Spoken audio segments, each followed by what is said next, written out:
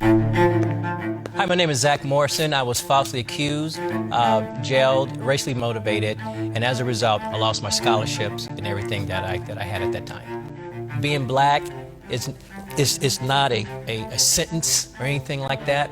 Racism is not America's problem. Racism is a spiritual problem, has always been. I've been married 37 years.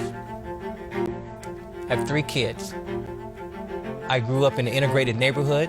I was in jail for 7 to 8 days. The clicking of guns, the cocking of guns to our head. I had one to my head, one to my back. And we was called all type of racial slurs and things like that. And next thing we knew, we were arrested, crowd gathered around. We were pushed around and just really dehumanized from that moment there. All the officers were involved were white. They cared less about us and more about their brotherhood. And from there, things just got bad. Things just got bad. At that point, my hatred, and I want you to understand this, my hatred for whites grew and grew and grew. The system wasn't what it's supposed to be, and the guys that were supposed to protect us, again, they only saw me as a black guy. I was in college. My education, where I resided, meant nothing. Only thing was my color.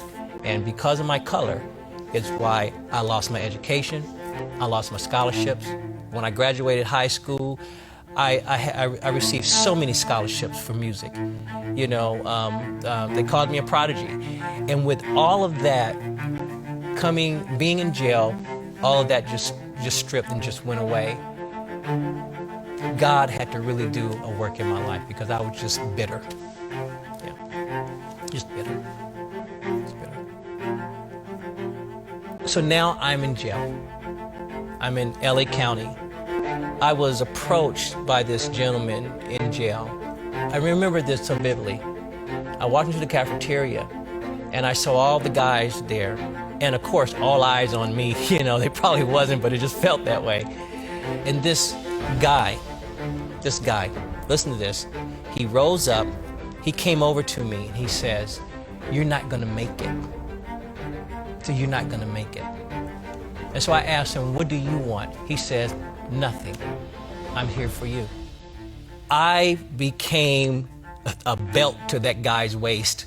I never let that guy out of my sight for the whole time I was incarcerated. Wherever he went, I went. If he went to the restroom, I was there. If he went to the rec area, I was there. I followed him night and day. Guess what? That guy was white. God had begun to break me down there. And right before I was released, I asked the jailers, I said, "Where is that guy?" I can't think of his name now. And this is what they told me. I want you to listen to this. I gave them the description, and the jailer said, "There was never a guy here that fit that description." And then I knew that the faithfulness of God prevailed no matter where I was. That guy was my angel that was sent to protect me.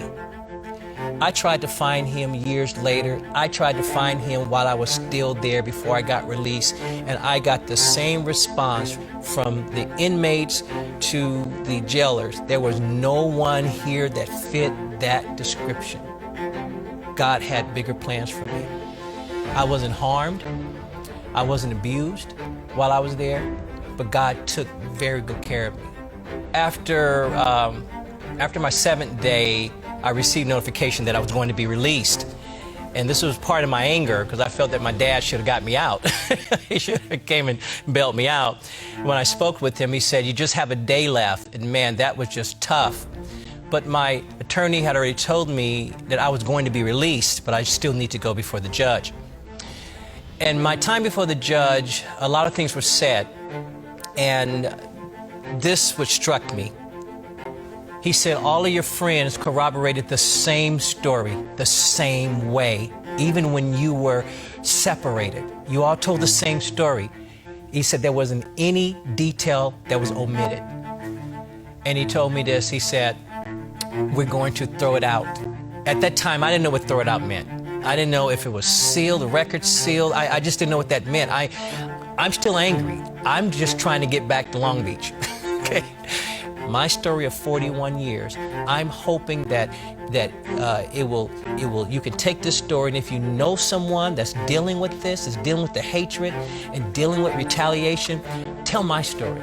Tell them how God took me and totally disintegrated racism in my mind. I didn't go in being that way, but the series of events caused me to be that way.